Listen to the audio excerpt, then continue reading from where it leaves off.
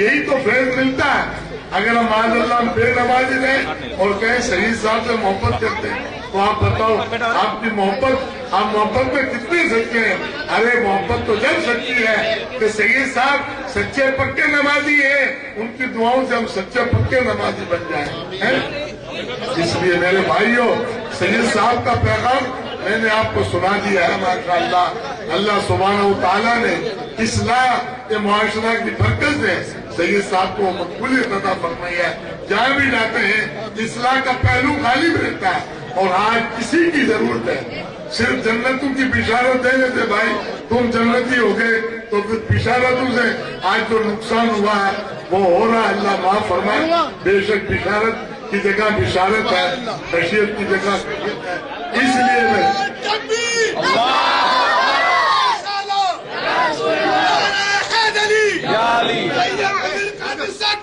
जिंदाबाद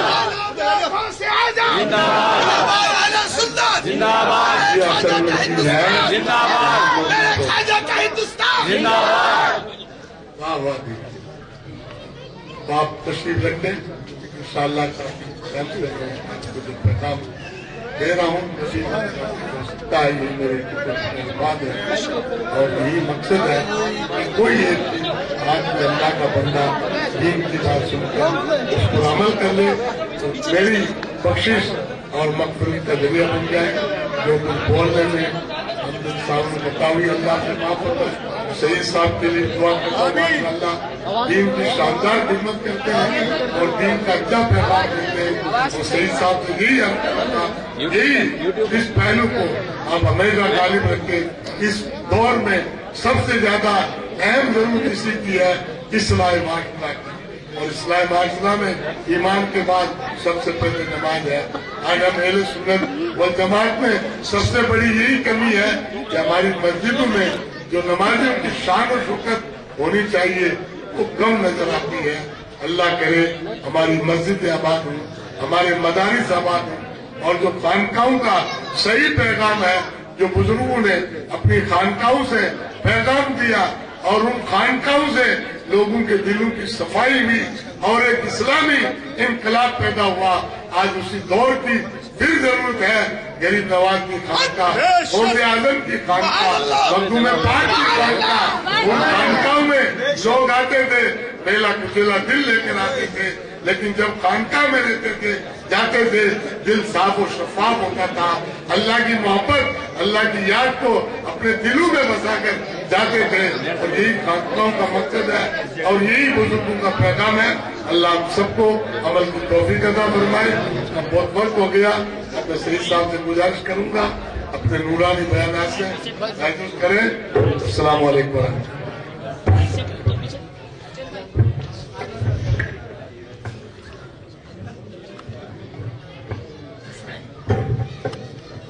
अब आपके सामने हुजूर पीर तरीकत, रहनुमा शरीयत, मुर्शिद वाला अशाह अला सैयद अमीर कारी साहब की आपके सामने तकरीर करने जा रहे हैं और उनके रूहानी फैजान से ज़ियारत कीजिए।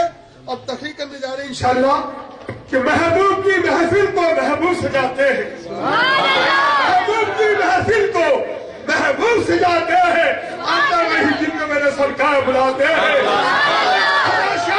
किस्मत सिकंदर है, असल वाले आलम का मीराद बनाते हैं। जिसे चाहा धन पे बना लिया, जिसे चाहा अपना बना लिया। ये सुभान अल्लाह। जिसे चाहा धन पे बना लिया, जिसे चाहा अपना बना लिया। ये बड़े कलम के फैसले, बड़े नसीब की बात है। नजर है जिसमें तेरी, उसका पूछना ही क्या। नजर है जिसमें तेरी, उसका पूछना ही क्या। तेरी नजर है खुदा की नजर गरीब नवाज, तेरी नजर है खुदा की नजर गरीब नवाज। कौन देता है देने को मुंह चाहिए और देने वाला सच्चा हमारा नबी अशाह अला सैयद अमीर कारी साहब तक सवाल फरमाएंगे। आइए नारे तकबीर, नारे से इस्तेमाल कीजिए। नारे तकबीर, नारे रिसाला, फासिया,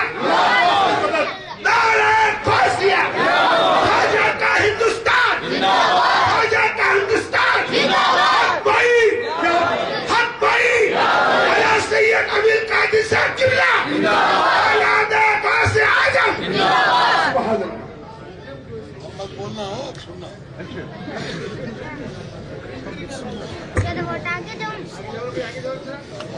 السلام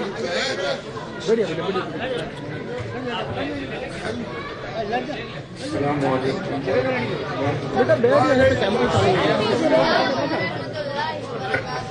الحمد لله رب العالمين والعاقبة للمتقين والصلاة والسلام على سيد الأنبياء والمرسلين وعلى آله وأصحابه الطيبين الطاهرين أما بعد وأعوذ بالله من الشيطان الرجيم بسم الله الرحمن الرحيم قد أفلح المؤمنون الذين هم في صلاتهم خاشعون صدق الله العظيم غوث اعظم بمنی بے سرو ساما مدد قبلہ دین مدد کعبہ ایمان مدد انتظار کرم پشتمن عینی دا اے خدا تو خدا بین و خدا دا مدد بگردہ بے بلا افتاد کشتی ضعیفان و شکستہ رات کشتی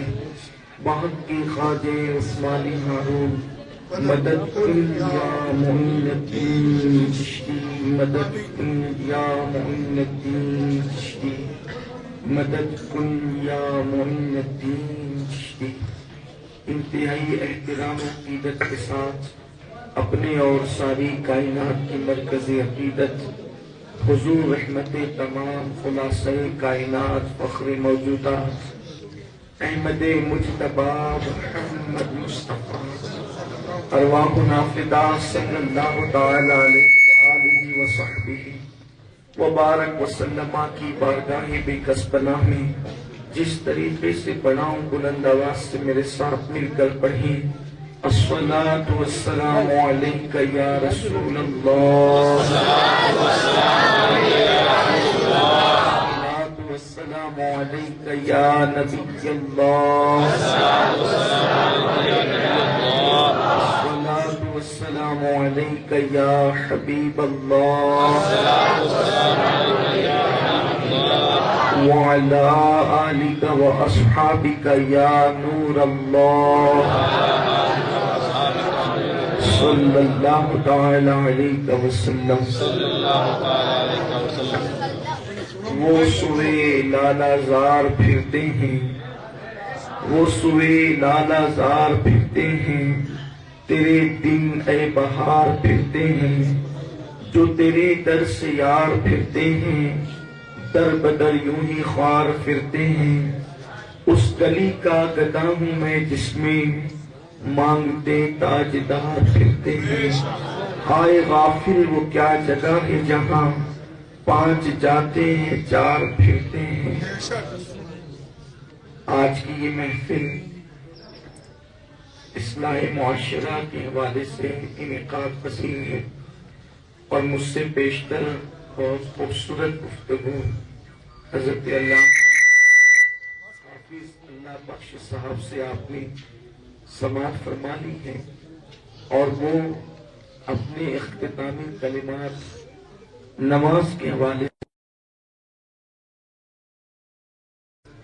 میں نے بھی چاہا کہ ان کی چھوڑی ہوئی گفتگو کو آگے بڑھانے کی سعادت حاصل کروں اور اسی مناسبت سے قرآن مقدس کی آیہ کریمہ کی تلاوت کرنے کا میں نے شرف حاصل کیا ہے میرا اللہ اس کے متعلق مجھے حق کہنے اور آپ تمامی خواتین و حضرات کو حق سن کر اس پر عمل کرنے اور اسے عام کرنے کی توفیق عطا فرمائے۔ دیکھیے پورے ہندوستان بھر میں ہم لوگ جہاں بھی جاتے ہیں ہم ایک ہی چیز دیکھ رہے ہیں کہ ہر بندے کے دل میں یہ تمنا ہے کہ وہ کامیاب ہو۔ کوئی بندہ ایسا نہیں ہے جو کامیابی نہ چاہتا، سب کو کامیابی چاہیے۔ تاجر کو تجارت کی منڈی میں کامیابی چاہیے، طالب علم کو ایجوکیشن کی فیلڈ میں کامیابی چاہیے، اگر کوئی خطیب ہے اس کو خطابت کی دنیا میں کامیابی چاہیے، اگر کوئی شیخ طریقت ہے، پیر ہے، تو اس کو اس اپنے میدان میں کامیابی چاہیے. غرض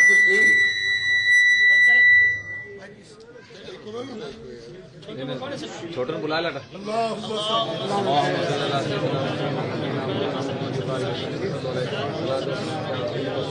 ارے آتے ہی بیٹھ جا، چھوٹی آتے ہی بیٹھ جا.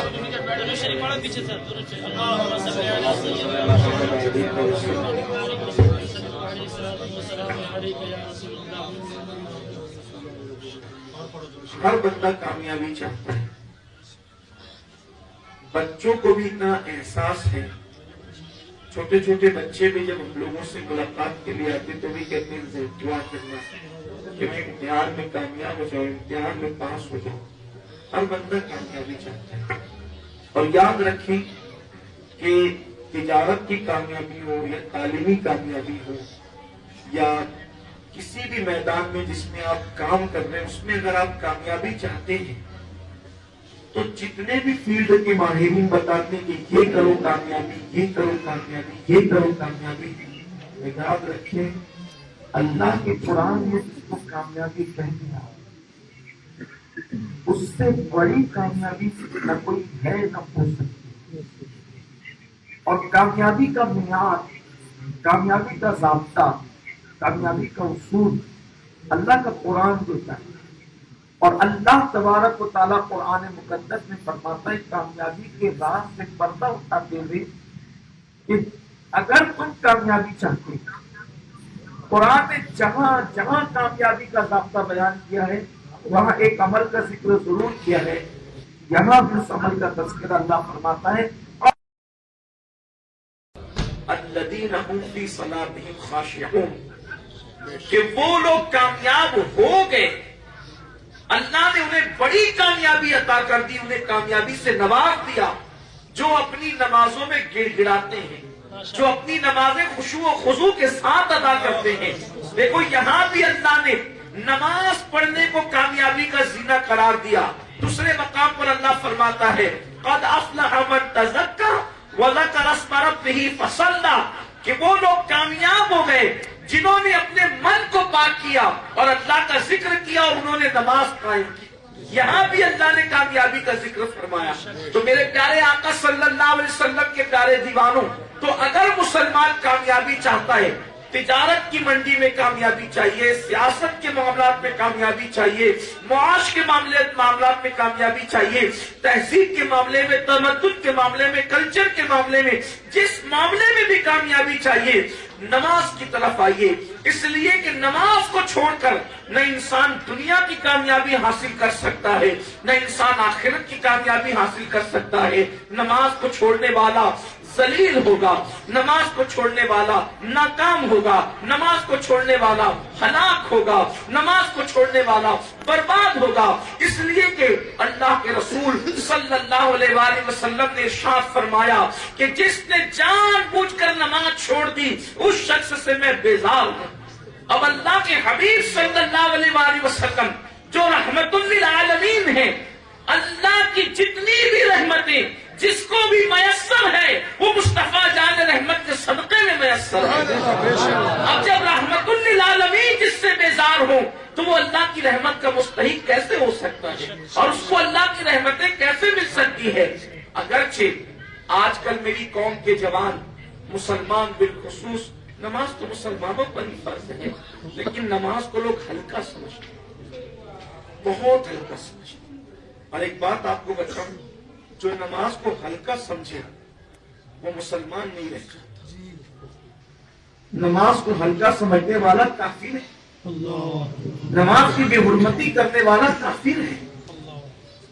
اللہ کے حبیب صلی اللہ علیہ وآلہ وسلم نے فرمایا کہ مومن اور کافر کے درمیان جو فرق کرنے والی چیز ہے اسی کو نماز ہے. یہ نماز کا عنوان مسلمانوں میں تقریر کرنے کا ہے ہی نہیں. یہ نماز کا عنوان مسلمانوں میں تقریر کرنے کا ہے ہی نہیں، بلکہ مسلمان جو ہوگا وہ تو نمازی ہی ہوگا. ایمان اور نماز دونوں کا ایک دوسرے سے بڑا گہرا تعلق ہے.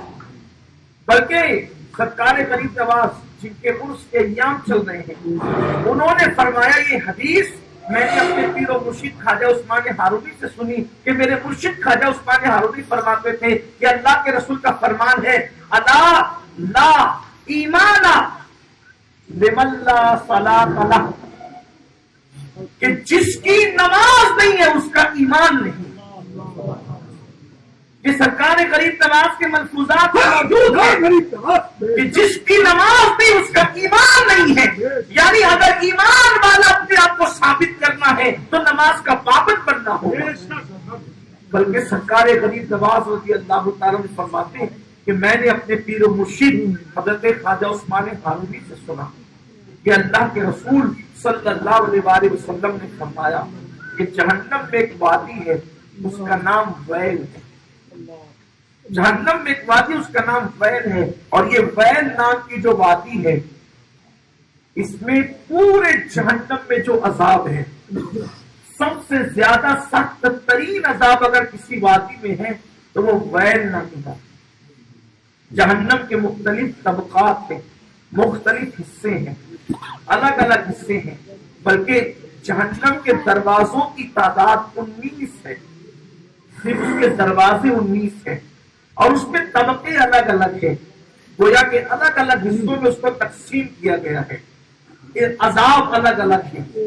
اور جو سب سے ہلکا عذاب جہنم میں جو سب سے کم عذاب ہے، پہلے چھوٹے عذاب کا تذکرہ کر لیں پھر آپ کو سمجھ گئے کہ ویل میں کیا عذاب ہوگا۔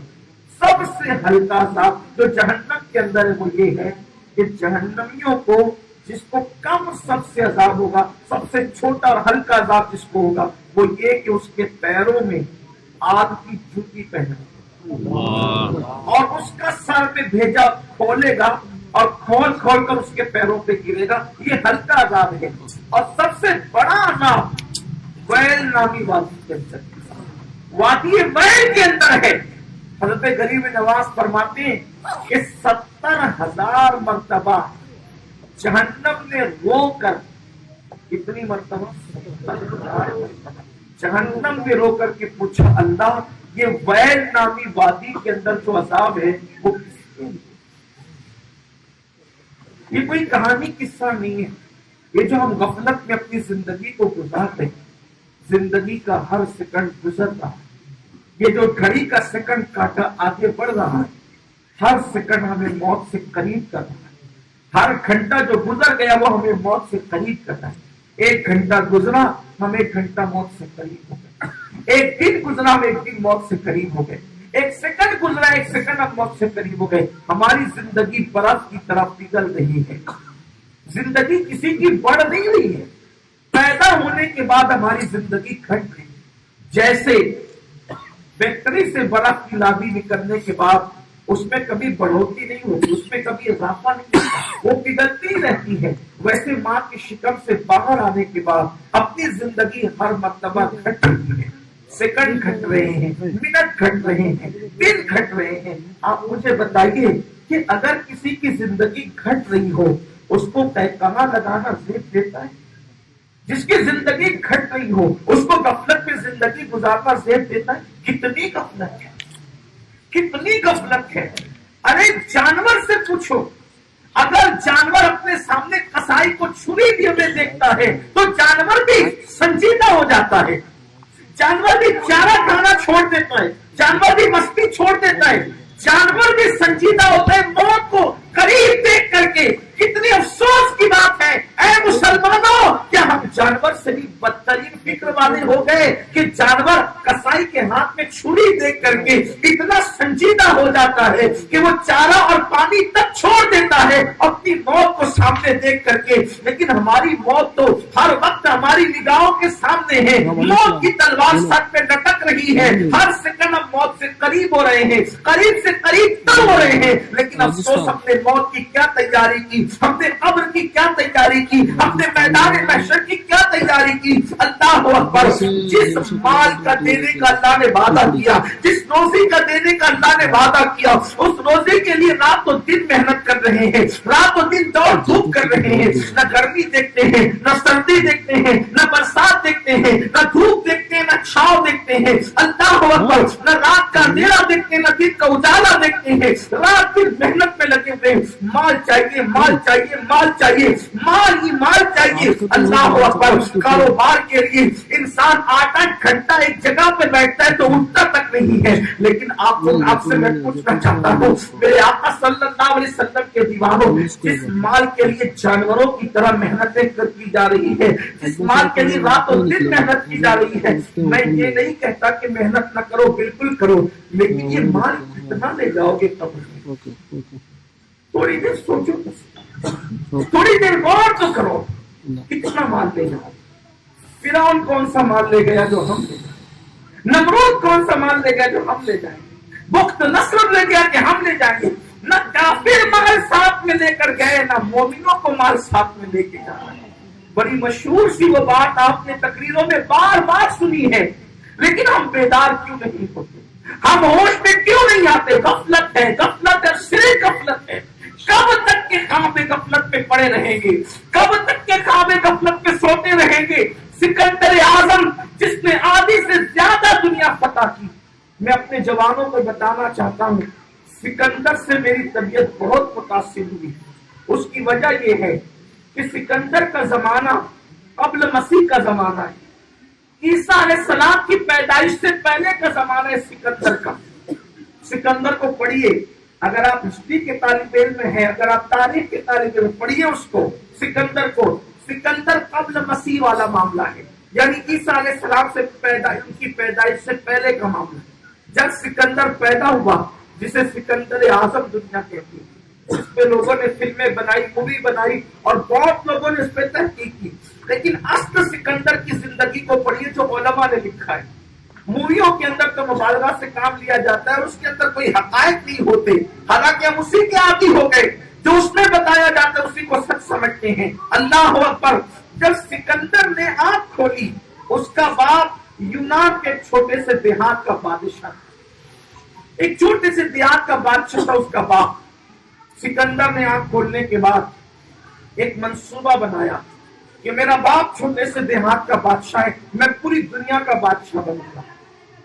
اور 16 یا 17 سال کی عمر میں وہ پوری دنیا فتح کرنے نکلا۔ آپ سوچ سکتے ہیں کہ قبل مسیح کا جو زمانہ ہے، اس میں ٹرین نہیں، اس میں پلین نہیں، اس میں سائیکل نہیں، اس میں موبائل کا کوئی تصور نہیں، یعنی چراغوں کا بھی دور نہیں، جس کو لوگ چراغوں کا دور کہتے ہیں، چراغوں کا بھی دور نہیں۔ ان دنوں میں قبل مسیح جس کو کہتے ہیں ولادت عیسیٰ سے پہلے علیہ السلام، کہ ہر گھر میں چراغ نہیں تھے، چراغ انہی گھروں میں جلتے تھے جو اس دور کے مالدار لوگ، بلکہ جیسے آج ہم کسی کا بنگلہ دیکھتے ہیں تو سمجھ جاتے ہیں کہ یہ مالدار ہے، بلڈنگ دیکھتے ہیں تو سمجھ جاتے ہیں مالدار ہے۔ اس دور میں مالداروں کی پہچان یہ تھی جس کے گھر میں چراغ مطلب وہ مالدار۔ ہر گھر میں چراغ بھی نہیں ہوتے تھے، لوگ بغیر چراغ کے زندگی گزارتے تھے۔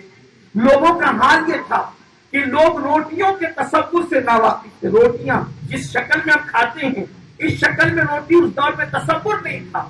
کھانوں کا جو مزاج ہمارے یہاں ہے، ایسے کوئی غذاؤں کا تصور ان کے یہاں نہیں تھا۔ لوگ کچا گوشت کھاتے تھے، لوگ گوشت کو بھون کے کھاتے تھے، یہ ان کی غذائیں تھی۔ اس حالت میں ایسے سست رفتار دور میں وہ زندگی گزار رہے تھے، لیکن سکندر نے 16 یا 17 سال کی کڑیل جوانی میں یہ فیصلہ کیا کہ میں نے پوری دنیا کو فتح کرنا ہے۔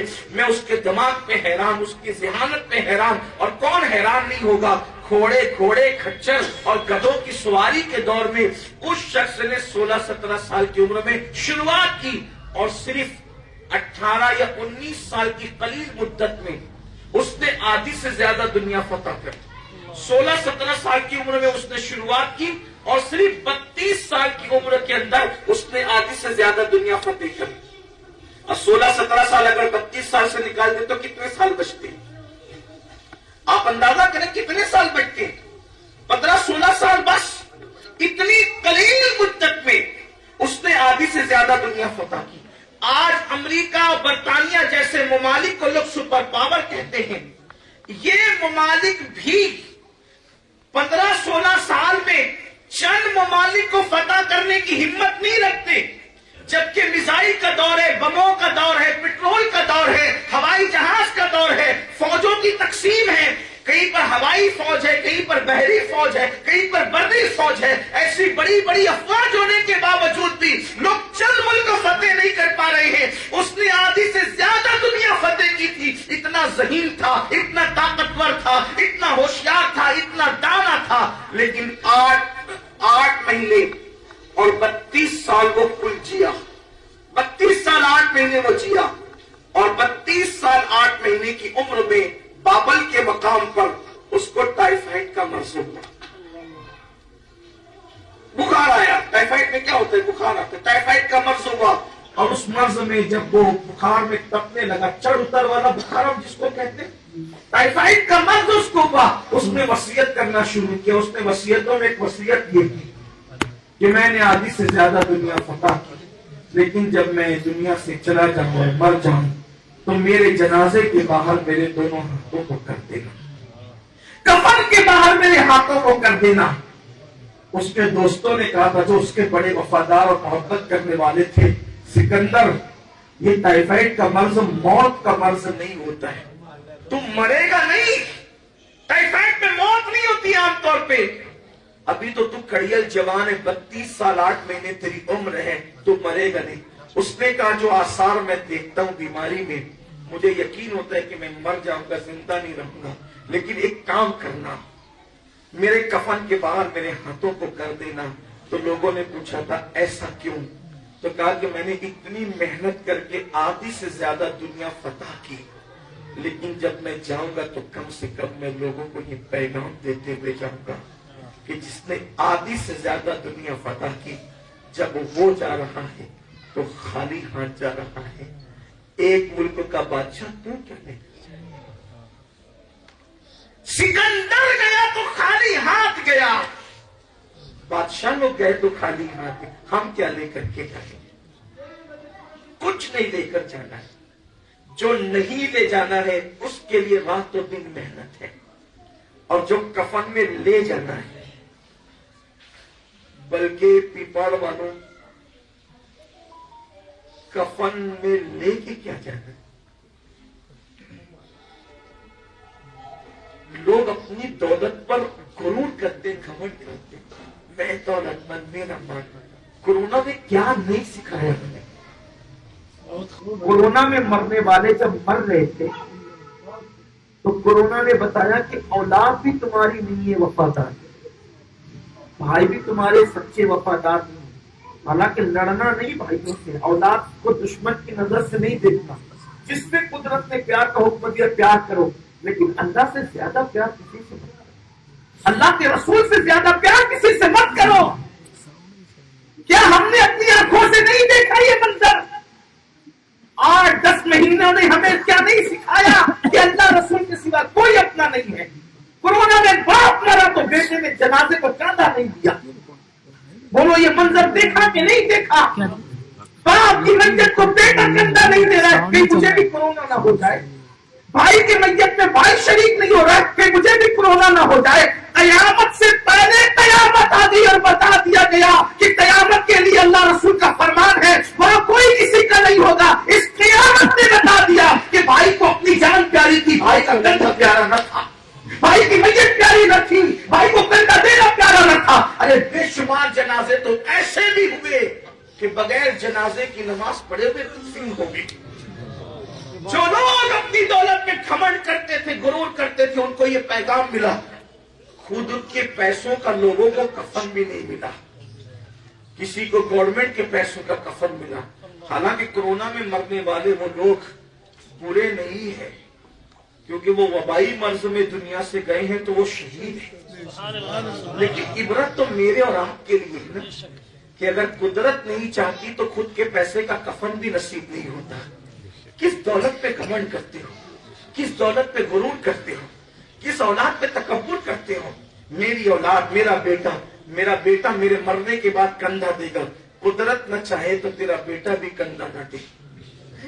ये सिखाया है हमें कुदरत ने। कुछ तो सीखो, कुछ तो गौर करो। बस जो साथ में नहीं जाना है उसके लिए रात और दिन मेहनत है। اور جو کفن میں جانا ہے جسے عمل کہتے ہیں، جسے اعمال کہتے ہیں، اس کے لیے کیا محنت ہو رہی ہے۔ رات رات بھر دولت کے لیے جگتے ہیں، کیا کبھی ہم فجر کے لیے بھی جگ رہے ہیں؟ کبھی ہم اس کے لیے بھی محنت کر رہے ہیں؟ اتنی غفلت میں زندگی اچھی نہیں، آؤ غفلت سے نکلو۔ تو میں عرض یہ کرنے چلا تھا کہ جہنم نے 70,000 مرتبہ رو کر، یہ غریب نواز کے ملفوظات میں ہے، جہنم نے 70,000 مرتبہ رو کر پوچھا، اللہ یہ ویل